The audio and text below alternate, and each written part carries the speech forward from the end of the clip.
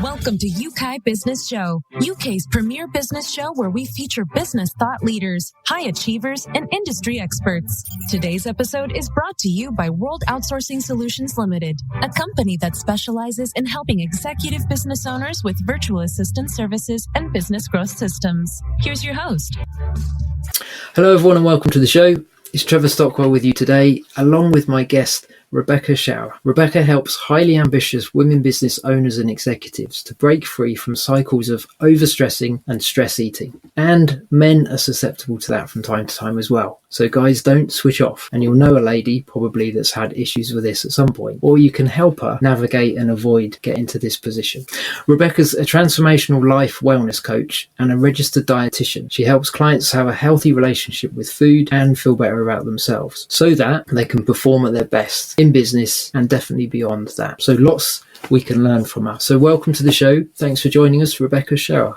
Thank you for having me, Trevor. I'm very happy to be here. It's brilliant to have the opportunity to chat with you and learn from you. And also, you've walked an interesting journey yourself, haven't you? Which we'll sort of touch on a little bit as we start. But yeah, you're not talking from theory in lots of different ways. You've actually walked the path which you can then puts you in a good position to then help other people as well. So however you want to do it, just kick us off with a bit of your journey, some of the highs and lows, if you're happy to share. That's where you are, really. Sure. So basically, I went through my own eating disorder when I was studying to be a dietitian in college, and that's when it all started. And so I always thought after I got out of the stress of school and, was living a different lifestyle than what, anyone who's gone to college or gotten, a degree, post high school, that it can get stressful, right? And the way that I dealt with my stress was over exercising, which led to binge eating. So it was a way to take care of myself, which it always is. That's what our coping mechanisms are. We're trying to do good for ourselves, trying to care for ourselves, but unfortunately, especially when they become habitual, they start to, harm us more than help us. Yeah. And so that was my coping mechanism in college. I would get up really early and go to the gym. It helped me set the day up, so to speak. But then because I wasn't eating enough essentially during the day, it kind of kicks in biological mechanisms within your brain, like your survival mechanisms, which leads to the binging behavior, which is very common for women who have gone on restrictive diets to lose weight and things like that. So, and then emotions play into that too. And we start to use food as a way to cope. It can be triggered emotionally or biologically. Mine was more a biological trigger. I just wasn't eating enough, and that's so common with, restrictive diets as well. So if there's any women listening that they've gone on a diet that seemed to then cause them to want to eat more, that's actually really normal. And it's one of the things that often causes women to yo-yo diet and whatnot. So that was how it all started for me. And I always thought, once I got out of school and I had less stress and was just kind of in a normal, working routine and enjoying life once again. And that was another thing. I wasn't really enjoying life. It was all about school and grades and then dealing with my eating disorder. So, so what happened was I left school and it didn't get better. Because once these behavior patterns start, they can become very habitual. And even though we want, we try to willpower our way out of them, and we can want in our heart so much to get out of those behaviors, they have a grip on us no matter how much we try. And so that is what led me down this path to kind of use my own struggle with food, in addition to my knowledge as a dietitian and the various, coaching tools and processes that I've learned over time to help other women that are struggling with their food and their bodies in similar ways. Yeah, it's interesting in the sense the way you put it. I was thinking, for people that would have seen you while you were in college, hitting the gym every day, they probably think, wow, she's really dedicated. She's got everything together. She's healthy. She's doing exercise. But that's just part of a symptom, as you say, that somewhere there's an imbalance. And then sort of later came the binge eating and things like that. And I guess then the emotion is, you've not got things balanced, but you're not sure how to change it. Or what's around the emotions type with the binge eating, really? Because if you've hit the gym and you've done, burnt so many calories off, then later in the day you kind of overeat, or you feel you have to recoup from the exercise you've done. What's the emotion around that? Yeah. So, and that's what sets you in the cycle. So basically, I was diagnosed with exercise bulimia. So it's just this cycle of you overeat, you binge, and then you have this compulsion where, some women purge through vomiting. I couldn't do that. That's sometimes the route that women go. So my route was exercise. Like I literally was obsessed with having to exercise every day, especially if I binged in that day or the day before. And so it became this compulsive loop, you could say, of binging and then hating yourself and feeling guilty and regretful and frustrated by it. And then just the emotions of, I have to fix this I can't be with this. So I must go exercise really hard and take care of it. And I think we can get in patterns. Mine was a very disordered relationship with food, my pattern. But I think, and I especially see this in clients, not only with their food, but in other areas of their life where we're trying to control, right? And by trying to control our emotions through certain behaviors, we just spiral downward more than we really help ourselves. And so yeah, the emotions for me, and I know for the women that I work with, and I know for men too, that because women aren't the only ones that get disordered eating, men definitely get it too. It's just not as prevalent. But it's often just that frustration and those icky feelings of shame and guilt and negativity towards yourself. Like, I know better, I should be doing better, but I feel like I can't control this. It's a very much an out of control feeling. Yeah. Thankfully, you're here to shed light for everyone listening that you're either at some stage of going through that, or hopefully you've not got there and you're going to avoid it. But chances are you're crossing paths regularly with people that are trying to balance everything, particularly entrepreneurs, business owners. We carry a lot more weight on our shoulders ourselves, I think, from expectations that we put on ourselves. If we don't do it, who's going to do it? That sort of mentality can kick in as well and just add to the pressure. But yeah, there's hope, isn't there? There's definitely hope. You've come out the other side of that. Now you're in a good place where you've been helping other people. And it's the high achievers, the executives as well. So the high stress roles that you've helped people navigate through to come out the other side, to get the balance of being, healthy, enjoying food, using it for the right reason and enjoying it, but also staying in the right balance so you can focus your energy on the business activities and things outside of work as well. So that's good. So there is hope for everybody listening. There is hope. Yeah, absolutely. Yeah. You mentioned about there's like the destructive cycle. We strive, then we're stressed about it, then we sort of deprive ourselves, and then we end up burnt out or depleted one way or another.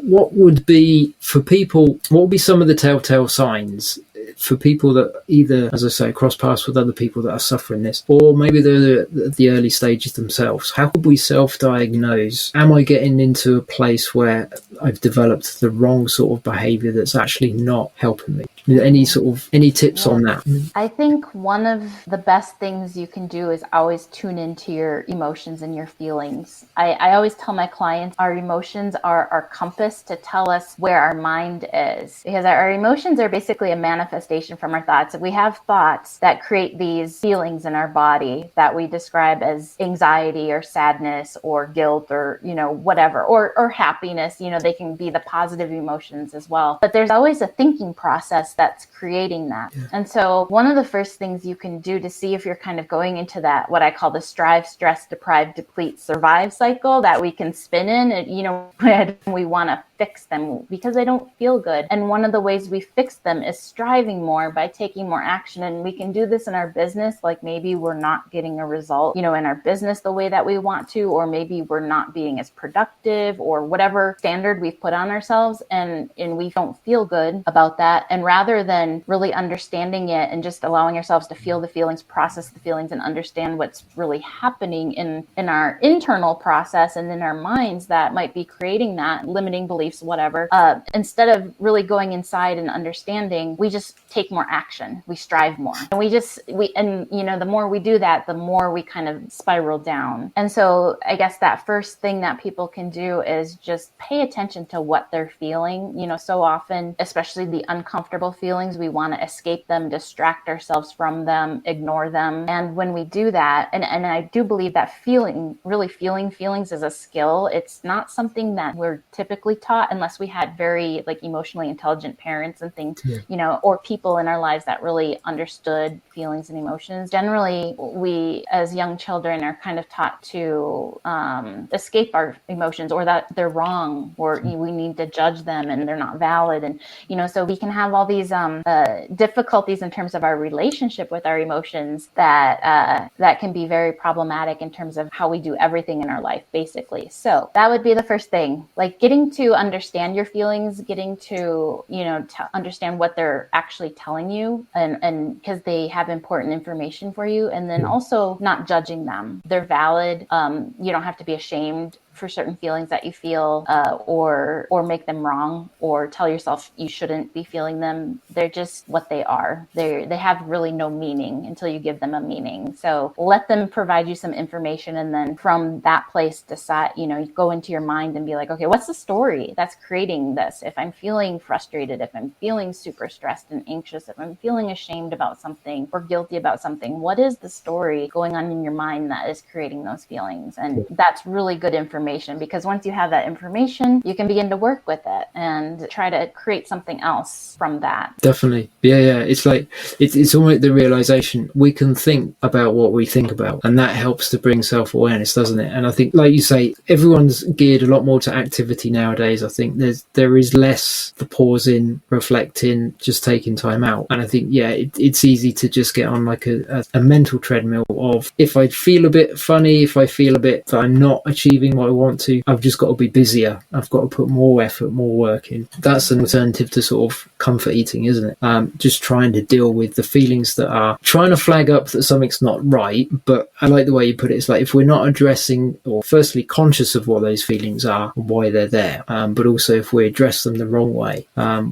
we become, there's a cycle of destruction that you say, that is easy to get onto once you've started, but it can be harder to get off. Particularly if we try and do it ourselves, we find it's easier to get external help one way or another, to just get an extra perspective on where you are, on what's going on, and just a bit more support as well, I think, which is kind of what you provide coaching as well, don't you, to help people through that, through a coaching program, if that's the route that they want to take. I'm a big believer in coaching. I'm a coach myself, so I understand the value of transformation it can bring. And it starts with the thoughts, doesn't it? Like you say, what am I thinking about? Why am I feeling this way? It's because I've thought about something, and I've not handled it the best way that I could. What would you say would be, for business owners that are listening, because of the levels of stress, or even if they're in the workplace, and there are levels of stress, or just everyday life, I guess, what would be some of the things, any particular sort of tactics or hacks that you could suggest that would help us deal with stress better? You've covered a key one, which is, what are you thinking about? What are your emotions telling you?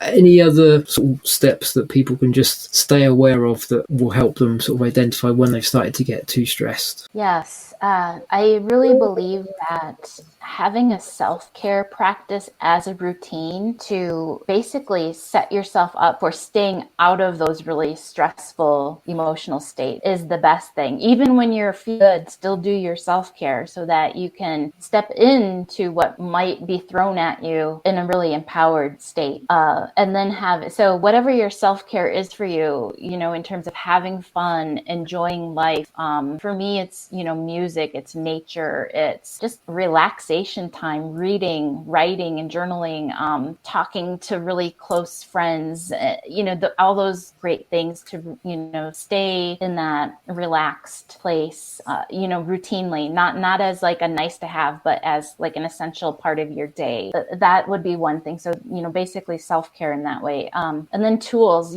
for in the moments of stress, I call it like things that you can pull out of your pocket, so to speak, and breathing. Anyone who's, done meditation or yoga or mindfulness practices, or, however it might be, just breathing is the most powerful thing, deep breathing, because it turns off our sympathetic nervous system, which is that stress response. It's our fight, flight, freeze, that we can get caught into, that makes us want to just keep taking action and escape, basically, those uncomfortable feelings. The way that we step out of that is literally our breath, because those deep oxygenating breaths are what activate our parasympathetic nervous system, like our peace, P, you can remember it by parasympathetic, P, and peace, breathing and oxygenating your body, your brain, and just relaxing all those internal mechanisms in your nervous system, you immediately are going to be able to think more clearly. You're going to feel it inside. You're going to feel more neutrality in terms of your emotions, more calmness, more peace. And from that place, those pauses, in those moments of stress, you can make more improved decisions, more responsive versus reactive decisions towards what's true for you. Because oftentimes when we're taking actions from the striving, what I call the striving cycle, that we were just talking about, it's actions to try to escape negative feelings, and they're not our true choices. And so when we can stay more in our parasympathetic nervous system and keep our brain calm and our body relaxed, and use our breath as that tool, as our number one tool to do that, from that place we can really respond from our truth. And when we can respond from what is true, or sometimes from a more spiritual element, from our heart, whatever it might be, we live a much better life the more that we can do that. We're being true to ourselves and all that great stuff that we want to, and true to the people in our life, and living more authentically, which I just see as like living from your heart. Yeah, absolutely. That's really good. The two key things, as you were saying that, kind of just coming to mind really is, we control our thinking and we control our breath. Both of those, we don't need external help for that really. Maybe a prod now and again to get us to think the right things, but it's very empowering what you're sharing, because it's stuff we can do. As strange as that may sound, but when you're in a stressful situation, you can feel almost stuck and not really know what to do, or feel you need external help, but they're just not available at that time or whatever. But what you're sharing is really good, because it's actually, Rebecca said, right, I need to be careful what I think about, because that's affecting my emotions. And when I'm in a stressful time, I just need to change the way that I'm breathing. It's really good, really good. I've discovered for myself, some of the times when I'm in, it's not so much now, thankfully, but when I've been in really stressful environments, where you can just walk away for 5-10 minutes. And like you say, you just collect your thoughts. You're out of that, what do I need to do next? I'm up against the deadline, I need to get this done. You just pause for a second, and then you can come back into the same environment, but you've changed because your perspective's changed. It's powerful stuff, this, for everybody listening. If you don't know and you haven't tried this, it can sound really simple. It's like, it's my thoughts. It's my breathing. It's like, but when you actually do it, it makes such a difference. It really does. And as you know, because that's how you help clients, isn't it? Amongst other things, you do a lot more, but just too simple. I say simple in the sense of they're easy to apply, not always easy to do, and not always easy to remember. I think that's the challenge that I've found. Knowing stuff and doing it is not always the same thing, is it, a lot of the time? But at least we're armed with that information that you're sharing. This stuff works. And if we actually start developing a habit where we put that into practice where we need to, ideally, we schedule our lives so that we don't end up in those stressful situations too much. A certain level of stress we hear is good for us, but not to the point where we're handling our emotions wrong. We're getting stressed and depleted, as you say. But when there are those times, we can face them because we think, right, Rebecca's armed us with some good tools, some good techniques to actually change how we think, how we feel about something. Really good stuff. I like this. And one of the other things you touched on as well, which would be nice to just dig into a little bit, is the feeling of being worthy, or of accepting who we are. That can also be a trigger for binge eating, or somehow going into the coping mechanisms that aren't helpful. How would you help people rediscover that they are worthy? What are some? That's a big question. We don't have enough time to delve into it completely, but just what would be some of maybe the first steps that would help people get focused back and realize that they are special, they are unique? Yeah. So I think self-worth is such a huge thing. It was in my journey to really own my worth in all areas of life. So I think it really plays into our stress, because if we don't feel worthy of what we want to have in our life, whether it's a certain relationship or a business or a career, or, even a certain car that we desire to have, but we, judge ourselves, we shouldn't want that. Why I'm not worthy of something like that. There's all these stories basically that we tell ourselves from the programming that we might have received over the course of our life, right? So to really begin, if you struggle with feeling worthy of the goals and desires that you have, like you feel like you have to always be proving yourself that you're not good enough, or you feel like you have to put in so many hours or so much effort to earn it first, or that you have to feel like you're defending yourself, in some way to have it. It's those are indicators that you got to own your worth, and that you are deserving of whatever it is you're trying to achieve or have or be. And I think the first thing that I always teach my clients, if they really are struggling with self-worth stuff, is to remember who you are. And by that, I mean, you were born into this world as like this neutral being, right? You were this little innocent baby and whatever you believe about yourself or your worthiness is stuff that people tossed on top of you, the programming, the belief systems that were implanted in you, but that's not who you really are. You are still that innocent, pure, amazing, perfect little being underneath it all. And so you get to decide then, that, oh yeah, because that's my essence. That's really who I am. I am worthy of what I desire, in my heart. And once again, we have to understand what our true choices are, because it can get a little clouded, and we can get confused if we're in the stress response. We don't always because then we're trying to take action to get away from uncomfortable feelings. But when we're in that truth, that relaxed place, that intuition, whatever, our heart space, we hear our truth, we know our truth, and we just have to decide in those moments, I'm worthy of this. I don't have to prove, earn, defend. Yes, we might have to gain skills to achieve what we want to have, or do things and be do those human things that we have to do to achieve, but we don't have to earn it. It's meant for us. And I think if people can really distinguish, the goals that they're going after in their life, whether they're coming from a place of having to prove or earn it versus I just want this because I would love to have it, whether you're owning your worth or not. Like if it's a feeling like I have to earn it, I have to prove myself or prove to other people, it might not be a true goal for you. But if it's coming from a place of I just would love to have this, I would love to have this in my life, I would love to have this experience, this is meant for me, then you're going at it from a place of I'm owning my worth. It's really good. Yeah, really good. So let's dig in a little bit to the nutritional side of things, because you're a dietitian. There must be, I'm guessing, I don't know, certain foods to have, foods to avoid, or is it more time of day, amount that we have? Any tips on how we could maybe handle things? I guess when we're stressed, heading for the biscuit jar is not the best and optimal way of responding. Or is it? Maybe it is. Well, that's actually a really, really great question, because it can be until it becomes a habit. Right. So stress and emotional eating, it can be a great way that we try to take care of ourselves, right? But where it becomes a problem is when it's always our thing, and then it starts to affect our life, whether it's through gaining weight, or whether it causes us to feel bad about ourselves, or, causes us to procrastinate on what we really need to face, whatever it might be. So it can be, you have to know where your action is coming from. Is the eating of this food, is this being loving to myself, or is it actually being harming to myself? And only you as an individual can decide in those moments what it is. But, from the nutrition perspective, I'm going to probably just repeat what every nutritionist or dietitian would ever say. The more natural you can eat in terms of whole foods, fruits, vegetables, whole grains, less processed meats.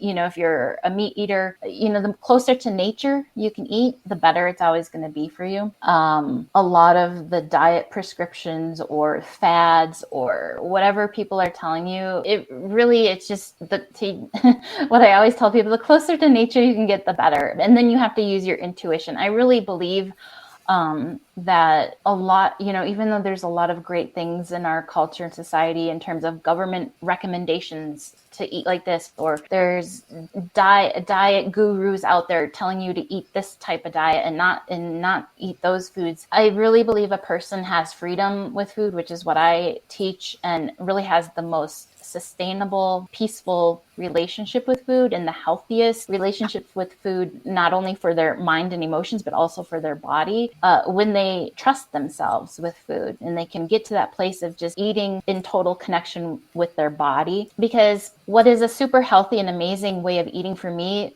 could be totally the wrong way of eating for you. So we each have to, and this is what I basically teach women what to do or how to do. We were born into the world being able to do this, being very connected with our bodies and just, this is what I want to eat. This is how much I want to eat. And then I don't, but once we kind of get past that toddler stage, we start to be told, this is how you need to eat, from parents, from caregivers, from, especially from culture as we grow up. From the diet industry, and we lose that connection with ourselves and also with our bodies as being the guide to really tell us how to eat. So, there's sometimes we have to reteach ourselves how to be with food. And, that's obviously what I do with women. But, for the general audience that's listening, it's just stay close to nature. And that's not that you can't ever have processed foods. They have their purpose, they're convenient and whatnot. But, listen to your body. When I eat this food, do I feel energized? Do I feel satisfied? Do I feel healthy? How does my body respond to it? That's typically going to be the best guide for you as you go through life, to always be checking in with yourself, tune out the noise, tune out all the, the diet advice, take it with a grain of salt. I'm not saying it's not valid. Obviously, I work in the nutrition industry, but no matter what anybody else is telling you, whether it's government nutrition guidelines or a weight loss guru or a health guru, or even me, when I work with a client, I'm always going to come back and say, I can give you advice, but ultimately it's going to be between you and your body. What is the best way of eating for you? That's really sound, very balanced advice. That's really good. And I think a lot of the issues we get to with food, a bit like the whole thing, that the crux of what we're talking about as well, of valuing who we are as individuals, it's when we compare ourselves, or we hear, they're having this food, I need to have that.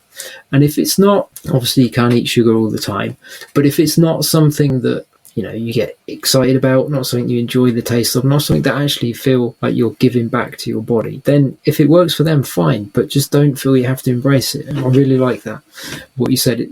It's having the courage, I suppose, to find what works for us, even if it's different to certain people. Obviously, if you're eating in too many times a day, if you're binging, or if you're drinking, maybe some people hit alcohol, some people hit sugary drinks and all that sort of stuff, then you need to draw back and get the balance of that. But yeah, I like what you said. It's find what works for you, really, isn't it? Because it's different for everyone. So well done. That's good. That means I can still drink coffee.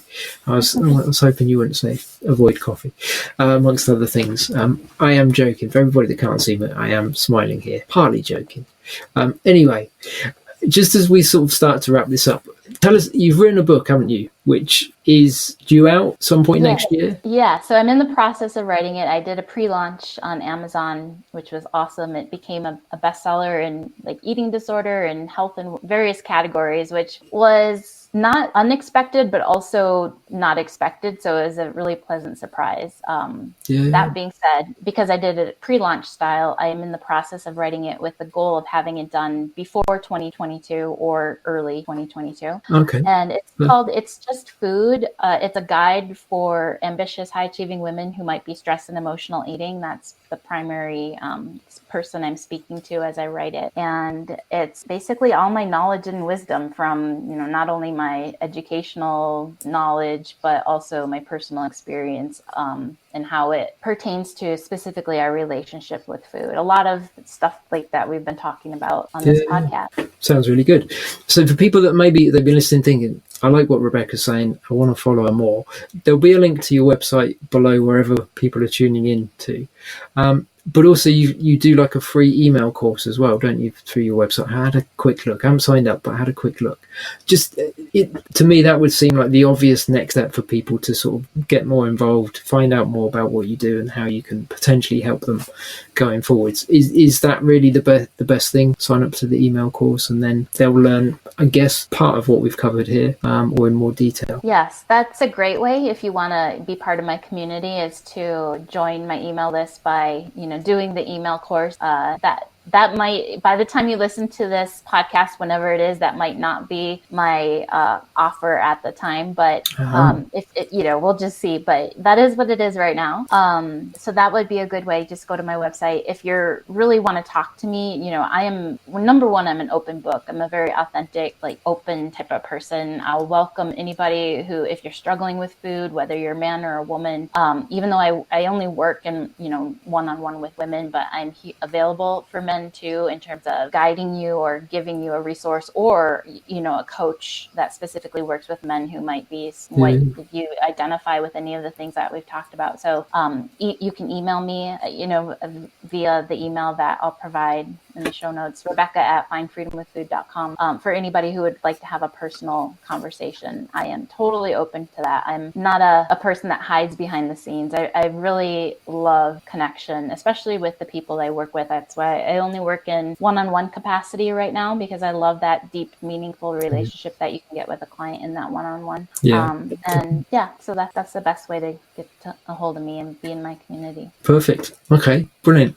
Well, thank you for what you've shared today. We have only, in some ways, just scratched the surface, but just in the short time we've had together, you share lots of different things that hopefully will switch lights on in people's minds that are listening, or, as I say, people that we know. We can then be a bit more armed to spot, actually, maybe they need a little bit of help in this, or there's ways of reaching out. I know we're not just going to tell them they're wrong and tell them what they need to do. It's like, listen to Rebecca's podcast episode, see if that fits, see if that resonates. I think that would be really good. But it's good. The more we hear and understand and educate ourselves about some of the pitfalls of being in stressful environments, particularly in business and things, and how to overcome some of the traps, I think it's only a good thing, isn't it, for ourselves and for everybody around us. So thank you for your time, and for what you've shared, for your insight on that, and the fact that I can still drink coffee. I'm really pleased with that.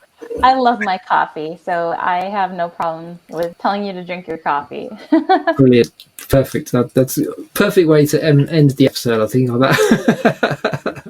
No, it's brilliant. We do appreciate your time and what you've shared with us today. So thank you again, Rebecca. Appreciate that. Thank you for having me. Thank you. It's been a pleasure. Definitely come back as well another time and tell us more at some point when it's convenient. Maybe when the book's out and you want to talk about that more, that would be really good. For everybody listening, as we said, head to Rebecca's website. If the email course is available, sign up to that, or find out what other goodies she has available to her to help you on your journey. Sometimes we know it, as we say, but we just need that encouragement to actually put things into practice. So see how Rebecca can help you, and then how you can help other people in your world as well. So make sure you take action with something, put something into practice, or take a few moments out and think, what have I been thinking about over today? And has that made me feel better? Has that made me feel worse? What can I change? Anything around your thoughts and the way you approach them, if you need to change them, or if you're aware of certain habits you've got that aren't actually serving your best interests, then reach out and do something about it. That's the best way. Otherwise, we stay in that cycle of behavior which doesn't serve us. That's everything for now. Thanks for joining us. We will catch you next time. Thank you for listening to Yeukai Business Show. We will be back to bring you more episodes with success stories and advice straight from the experts. Want more? Check out www.yeukai.businessshow.com. Get your free trial of our virtual assistant service today. Just visit www.worldoutsourcingsolutions.com. Quote WOS18, or send us an email at support@worldoutsourcingsolutions.com.